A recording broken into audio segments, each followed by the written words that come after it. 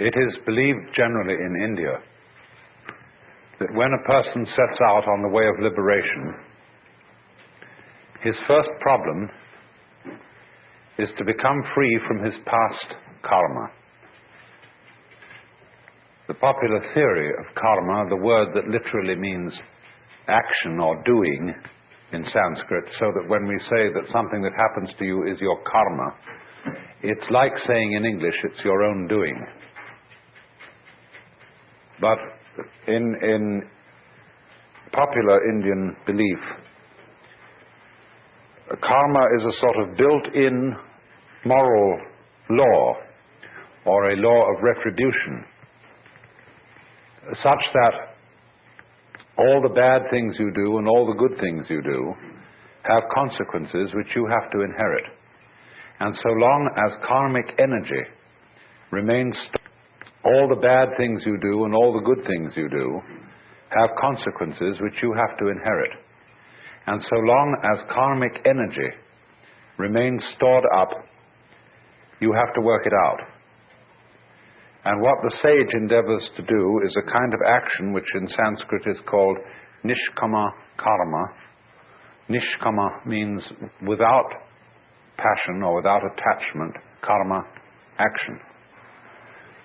And so whatever action he does, he renounces the fruits of the action, so that he acts in a way that doesn't generate future karma, because future karma continues you in the wheel of becoming, samsara, the round, and keeps you being reincarnated. Now then, in that case, when the time comes that you start to get out of the chain of karma, all the creditors that you have start presenting themselves for payment. In other words, a person who begins, say, to study yoga is felt that he will suddenly get sick, or that his children will die, or that he'll lose his money, or all sorts of catastrophes will occur, because the karmic debt is being cleared up.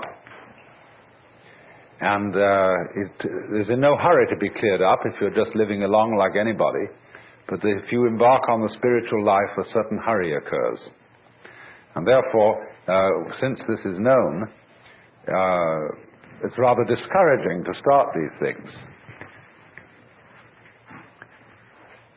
The Christian way of saying the same thing is that if you plan to change your life, shall we say, to turn over a new leaf, you mustn't let the devil know, because he will oppose you with all his might if he suddenly discovers that you're going to escape from his power. So, for example, if you have a bad habit, say you drink too much, and you make a New Year's resolution that during this coming year you'll stop drinking, that's a very, very dangerous thing to do, because the devil will immediately know about it. And what will happen will be this: he will confront you with the prospect of 365 drinkless days. And that will be awful, just overwhelming. And you won't be able to make much more than 3 days on the wagon. So in that case, you compromise with the devil and say, just today I'm not going to drink, you see, but tomorrow maybe, we'll go back. Then when tomorrow comes, you say, oh, just another day, let's try out, that's all. And the next day you say, oh, one more day won't make much difference. So you only do it for the moment, and you don't let the devil know that you have a secret intention of going on day after day after day after day.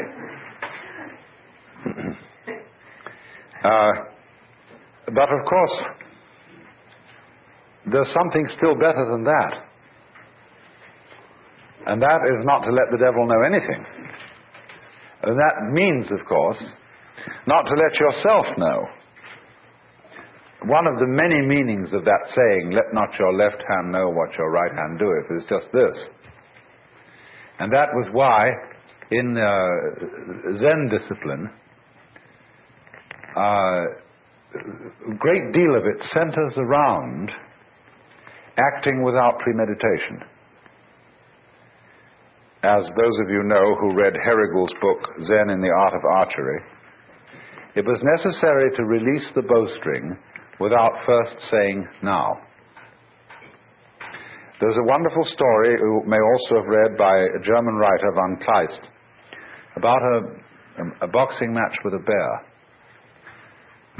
The man can never defeat this bear because the bear always knows his plans in advance and is ready to deal with any situation. The only way to get through to the bear would be to hit the bear without having first intended to do so. That would catch him. And so this is one of the great, great problems in the spiritual life, or whatever you want to call it, is to be able to have intention and act simultaneous. By this means you escape karma and you escape the devil. So you might say that the Taoist is exemplary in this respect. That this is getting free from karma without making any previous announcement. Of simply, supposing we have a train and we want to unload the train of its freight cars, you can go to the back end and you can unload them one by one and shunt them into the siding. But the simplest of all ways of unloading is to uncouple between the engine and the first car, and that gets rid of the whole bunch at once. And it is in that sort of way, you see, that the Taoist gets rid of karma without challenging it. And so it has the reputation, you see, of being the easy way. There are all kinds of yogas and ways for people who want to be difficult. And one of the great gambits of a man like Gurdjieff was to make it all seem as difficult as possible, because that challenged the vanity of his students. If some teacher, some guru says, really, this isn't difficult at all, it's perfectly easy, some people will say, oh, he's not really the real thing. We want something tough and difficult, and when we see somebody starts out giving you a discipline that's very, very weird and rigid, people think, now there is the thing. That man means business. See? And so they flatter themselves by going to such a guy that they are serious students, whereas the other people are only dabblers and so on. All right, if you have to do it that way, that's the way you have to do it. But the Taoist is the kind of person who shows you the shortcut and shows you how to do it by intelligence rather than effort, because that's what it is. Taoism is in that sense what everybody is looking for. The easy way in, the shortcut, using cleverness instead of muscle. So the question naturally arises, isn't it cheating?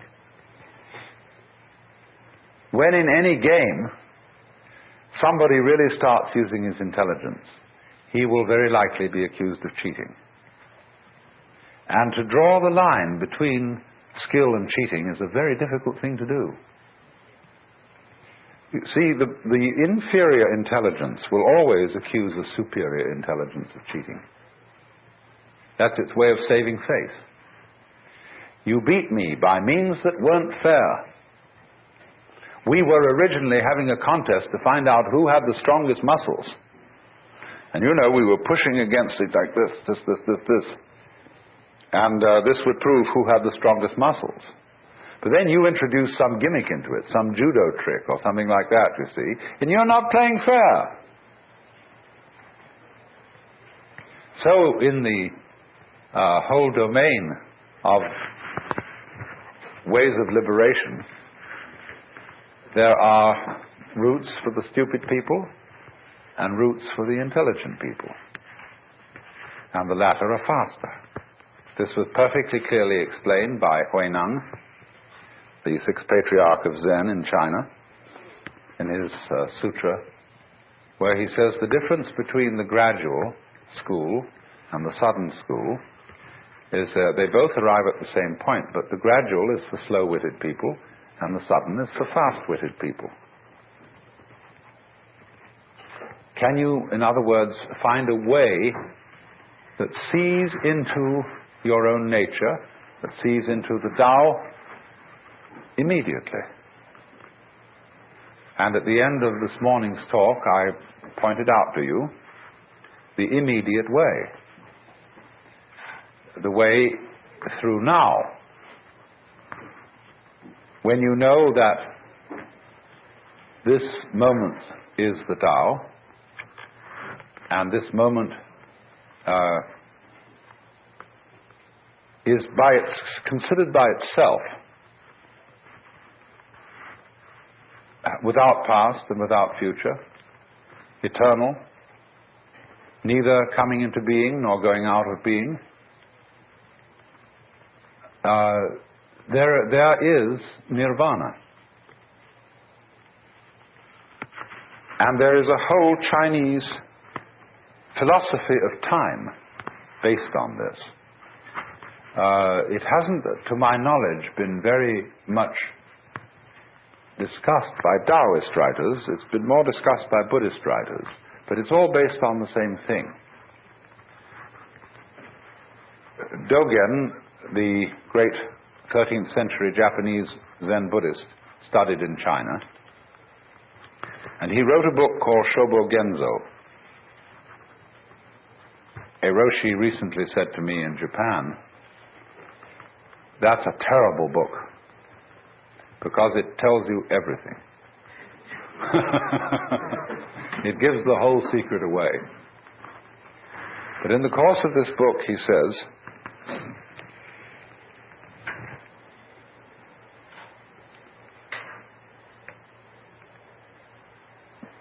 there is no such thing as a progression in time.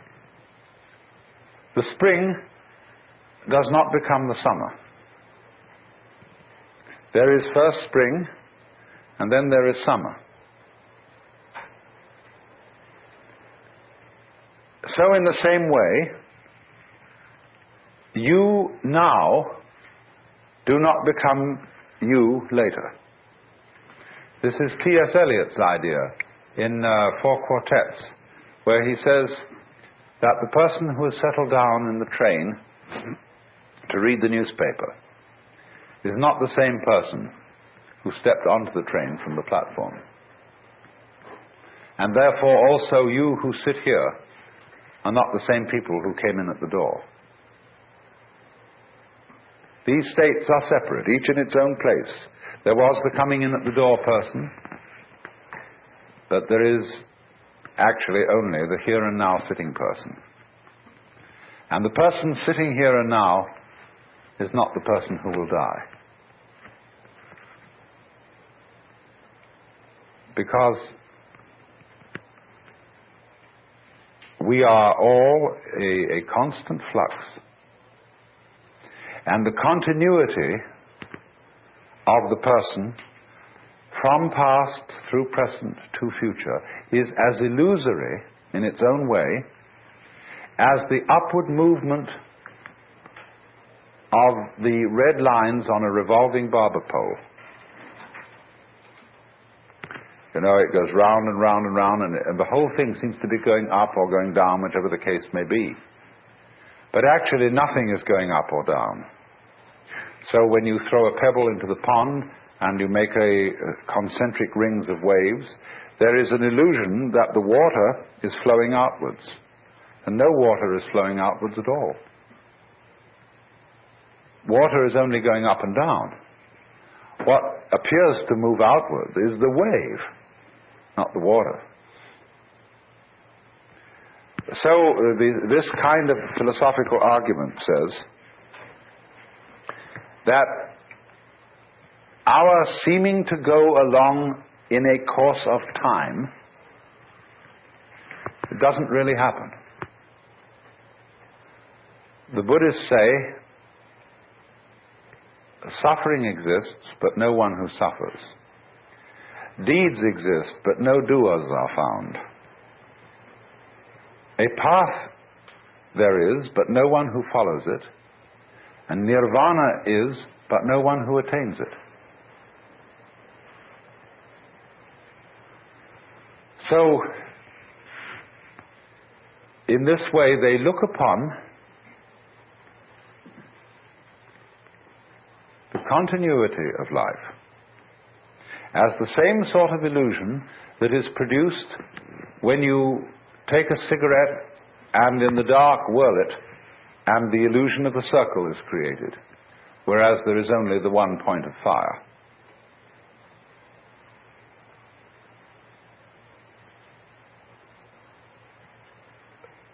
The argument then is, so long as you're in the present, there aren't any problems. The problems exist only when you allow presence to amalgamate. There's a way of putting this in Chinese, which is rather interesting. They have a very interesting sign, this. It's pronounced nyan, in Japanese, nen. And the top part of the character means now, and the bottom part means the mind-heart, the shin. And so this is, as it were, an instant of thought. In Sanskrit, they use this character as the equivalent for the Sanskrit word shana. Then if you double this character, put it twice, or 3 times, and I'll write the Chinese for ditto.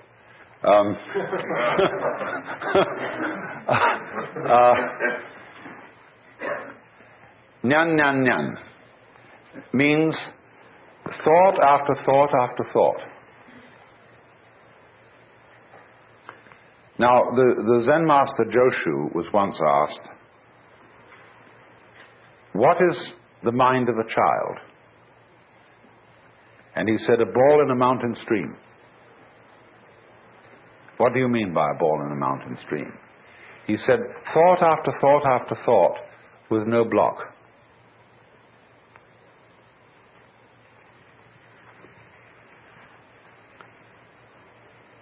So,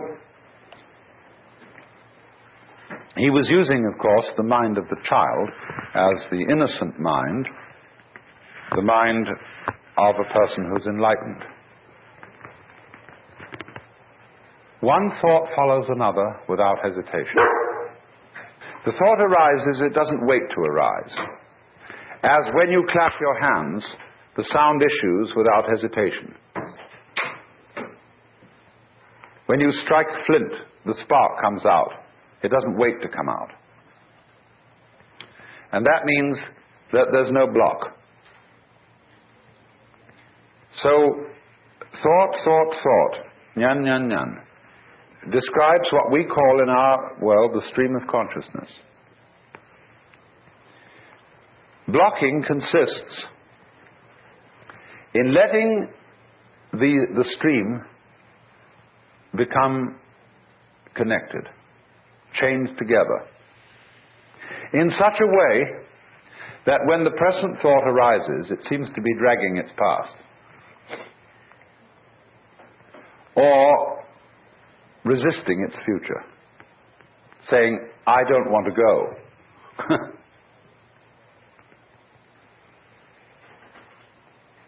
When then the connection, the dragging, it's better to call it, of these thoughts drops,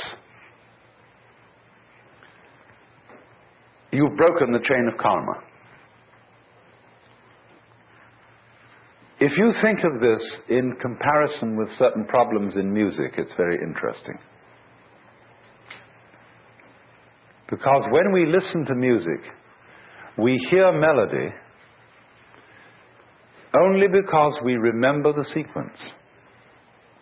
We hear the intervals between the tones, but more than that, we remember the tones that led up to the one we are now hearing, and we are trained musically to anticipate certain consequences.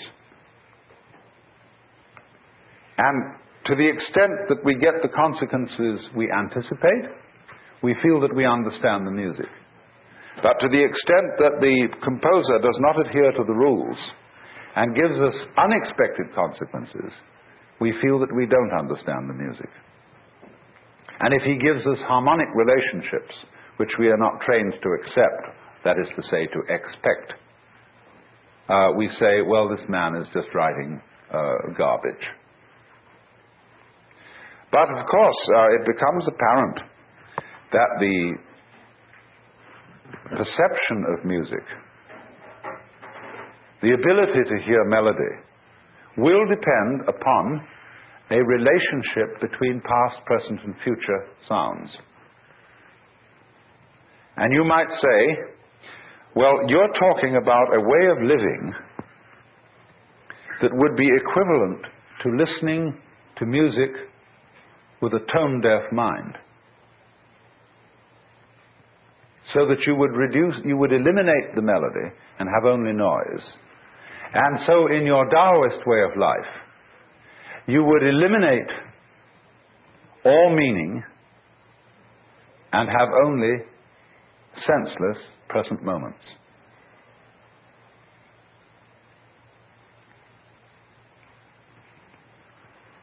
Up to a point, that's true. That is, in a way, what Buddhists also mean by seeing things in their suchness.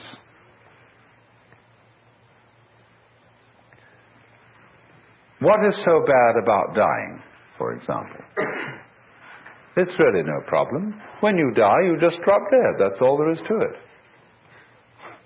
But what makes it a problem is that you're dragging a past.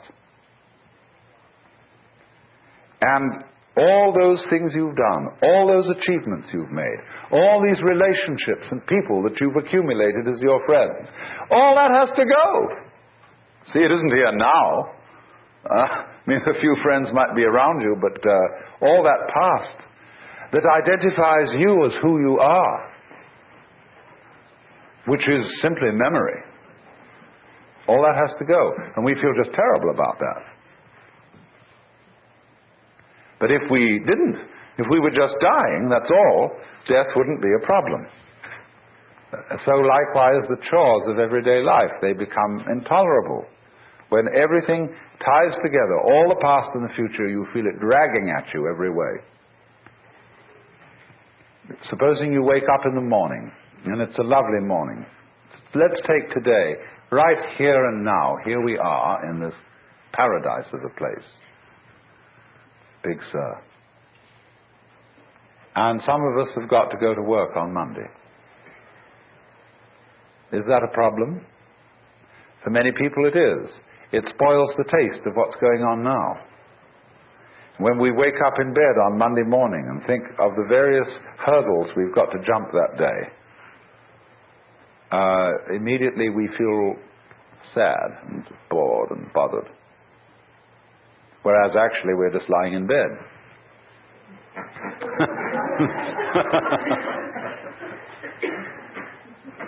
So the Taoist trick says,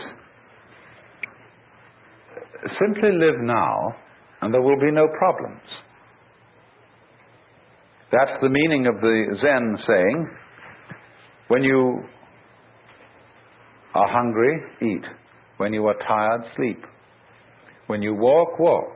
When you sit, sit. Rinzai, the great Tang Dynasty master, said,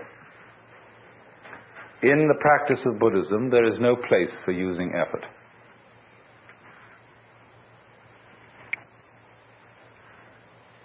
sleep when you're tired, move your bowels, eat when you're hungry. That's all. The ignorant will laugh at me, but the wise will understand.